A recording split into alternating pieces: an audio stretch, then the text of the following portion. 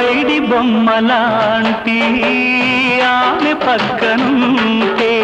పగలే వెన్నెలనే కురిపిస్తా నీడలాగా నాతో ఏడడుగులు సాగితే ఇలలో స్వర్గంనే సృష్టిస్తా రసరమ్యం ఆ రాగ విలాసం